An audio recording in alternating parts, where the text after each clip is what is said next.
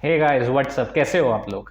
I am hopeful कि आप लोग अच्छा कर रहे होगे अपनी लाइफ में एंड आपकी प्रिपरेशन जो है अच्छी चल रही होगी।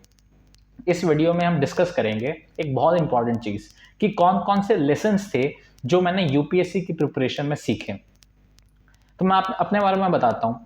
मैंने 2020 में बेसिकली दिल्ली यूनिवर्सिटी से बैचलर इन मैनेजमेंट स्टडीज़ ये डिग्री हासिल करी। ठीक है।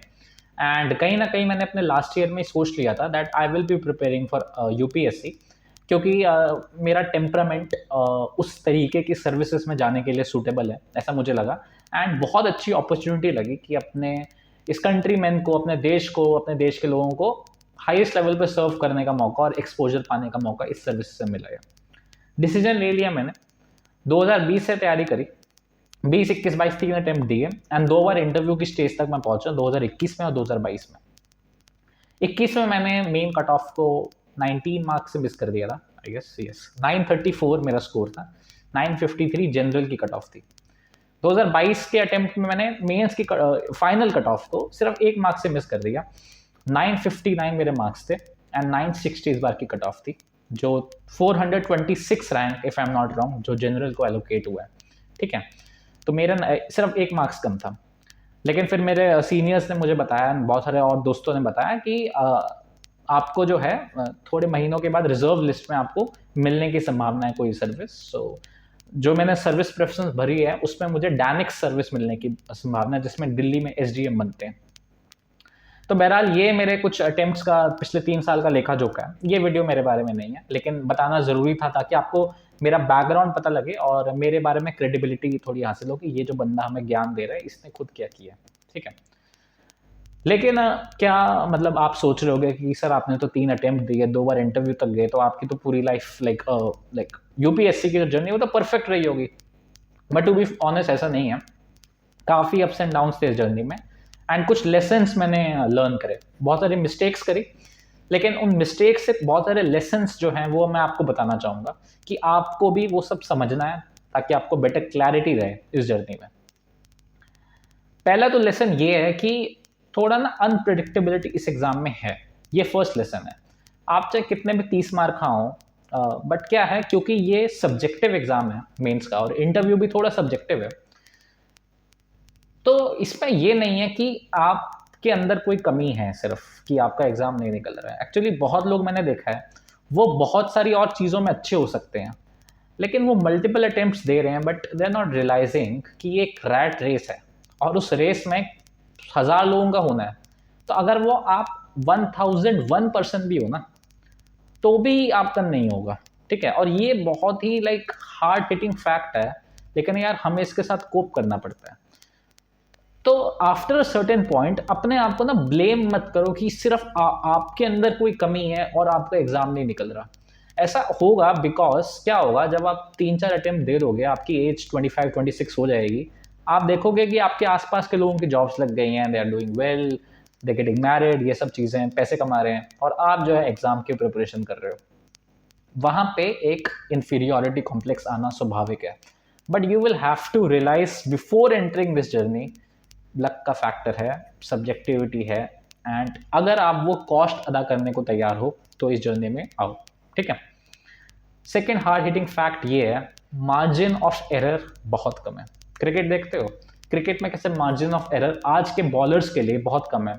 2 वाइड बॉल्स हैं और कोई रिवर्स स्विंग नहीं, कुछ नहीं, वाइड बॉल नहीं, बॉल जो है बल्ले में बहुत अच्छी आती है, तो बैट्समैन जो है वो हिट करते हैं।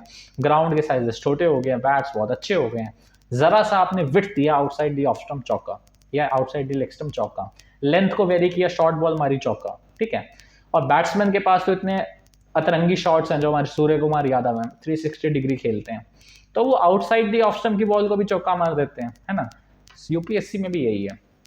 इसमें भी ना आपके पास गलती करने की गुंजाइश बहुत कम है। आपको अपना एग्जांपल बताता हूँ। 2020 के अटेम्प्ट में, जो मेरा फर्स्ट अटेम्प्ट था, उसमें मेरा प्रीलिम्स आई थिंक कोई 1 मार्क्स से रहा होगा। मतलब क्या हुआ इस बात का, जो मैंने एक क्वेश्चन पे टिक मारा, अगर वो सी की बजाय डी होता जो करेक्ट आंसर था, जो यूपीएससी ने बताया, तो मेरा उस साल प्रीलिम्स क्लियर हो जाता। एंड मे बी शायद मैं तब 22 साल का रहा तो मेरा शायद फर्स्ट ही अटेम्प्ट में पूरा एग्जाम क्लियर हो जाता। बिकॉज ये बहुत हद तक सच्चाई है, जब आपका प्रीलिम्स नहीं क्लियर होता आप बहुत हद तक डिसहार्टेंड हो जाते हो इस एग्जाम में।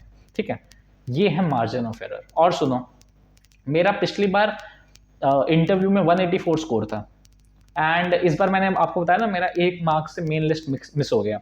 मेरा इस बार स्कोर इंटरव्यू में 172 हो गया, जबकि मुझे ऐसा लगा कि ये इंटरव्यू बेटर था। और देख रहे हो कि 10 मार्क्स से मेरी रैंक कहाँ से कहाँ चली जाती। या कोई भी आप पेपर उठा लो, लास्ट ईयर मेरे एथिक्स में आई थिंक 82 स्कोर था, और बहुत ही कम स्कोर है वो, आराम से 105 110 आ सकता था, क्योंकि मैंने बोला कि रिटर्न में सब्जेक्टिविटी हो सकती है। 20 से 25 मार्क्स, पिछले साल भी एग्जाम हो सकता था। तो मेरे तीनों अटेम्प्ट्स में, मतलब आप, मैं कुछ नहीं, बाकी आप लोग देखो जो बहुत अच्छा करते हैं यूपीएससी में, मार्जिन ऑफ एरर बहुत ही कम है, ठीक है। और ये एक लेसन मैंने लर्न किया कि आपको, you will have to be the best version of yourself, वहां पे आप गलती करने की कोई गुंजाइश नहीं कर सकते। तीसरा लेसन मैंने लर्न किया कि बहुत आंसर राइटिंग की प्रैक्टिस करनी चाहिए। एक्चुअली क्या है कि कुछ ही लोग होते हैं जिनका answer writing, hand writing style wonderful होता है, बाकी लोगों को स्ट्रगल करना पड़ता है। और ऐसे भी जो लोग अच्छे होते भी हैं वो भी बहुत मेहनत करते हैं। होता क्या है कि हम जो है आंसर राइटिंग में मदद वो नहीं करते, एफर्ट्स नहीं डालते, आलसपन करते हैं, बिकॉज राइटिंग मुश्किल चीज़ है, करना चाहिए। अगर मेंस में आपका अच्छा स्कोर है, आपकी बहुत हद तक रैंक वहीं पे सॉर्टेड हो जाएगी। तो यार आंसर राइटिंग में काफ़ी मेहनत किया करो, ठीक है। अभी से मैं आपको बता रहा हूँ, और मैंने वीडियो भी बनाई है, वो देख लेना, how to do answer writing and 5 tips for answer writing, वो देखो। बाद में ये सब चीज़ें रियलाइज होंगी जब आप 1-2 नंबर के लिए पूरे साल के लिए फाइट करते रहोगे, है ना। और एक और लेसन मैंने इस प्रिपरेशन में लर्न किया, that you will have to be humble. आपको एक्सेप्ट करना पड़ेगा कि the fault does not lie with the stars, the fault lies with us, ये विलियम शेक्सपियर ने कहा था। हमें ये समझना पड़ेगा कि हमारे अंदर ही गलती है। ना तो हम एग्जामिनर्स को ब्लेम कर सकते हैं, ना यूपीएससी को गाली निकालने से कुछ होगा, ना किस्मत पे ब्लेम करने से कुछ होगा। आपको रियलाइज करना पड़ेगा मेरे अंदर कमी है एंड मुझे इंप्रूव करना पड़ेगा, एज सिंपल एज दैट। अगर आप ये नहीं करोगे, आप अटके रहोगे प्रिपरेशन में। मेरे प्रीलिम्स में मैंने बोला ना 90 मार्क्स थे फर्स्ट अटेम्प्ट में, एंड सीसैट पे सिर्फ 70 स्कोर था। मैंने उस साल प्रीलिम्स में बहुत मेहनत करी अगले अटेम्प्ट के लिए, एंड मैंने 117 और 120 का स्कोर लाया GS1 और GS2 में। मेहनत से ही होगा। इस बार GS4 में मेरे 82 मार्क्स थे, इस बार मेरे 108 मार्क्स हैं। अगेन मेहनत करी GS2 में, तो यस GS4 में, सॉरी। तो आपको एक्सेप्ट करना पड़ेगा कि हमारे एफर्ट्स में कमी है, इसलिए हमें आउटकम नहीं मिल रहा। ठीक है, उसके बाद भी कुछ फैक्टर्स हैं, लेकिन आप सिस्टम और इन सबको क्रिटिसाइज करने से कुछ नहीं होगा। आपको सब भूलकर, प्रीवियस अटेम्प्ट्स के बोझ को भूलकर वापस से लगना पड़ेगा अपने मिस्टेक्स को आइडेंटिफाई करके। That's my lesson to you, ठीक है। तो ये कुछ लेसन्स रहे हैं मेरे सिविल सर्विसेज की प्रिपरेशन में, एंड गलतियां भी करी हैं, जैसे नोट्स ना बनाना, आंसर राइटिंग ना करना, तो उन सब से मैंने इम्प्रूव किया अपने फर्दर अटेम्प्ट्स में। एंड यही मेरी कुल मिला के जर्नी रही है। जर्नी बहुत बड़ी है, ठीक है, बहुत अप्स एंड डाउन्स हैं, अटेम्प्ट्स हैं, स्टेजेस हैं, बहुत सब चीज़ें हैं। इमोशनल इंटेलिजेंस पे कंट्रोल करना पड़ेगा, ये मेरा आखिरी लेसन है आपको, आखिरी सीख जो आपको दूंगा, जो मैंने भी सीखा है, कि इमोशंस को रेगुलेट करना अपने और दूसरों के, अपनी और दूसरों की बेहतरी के लिए बहुत ज़रूरी है। इस प्रिपरेशन में काम रहना पड़ेगा, रिजल्ट से थोड़ा डिटैच होना पड़ेगा और मेहनत करनी पड़ेगी।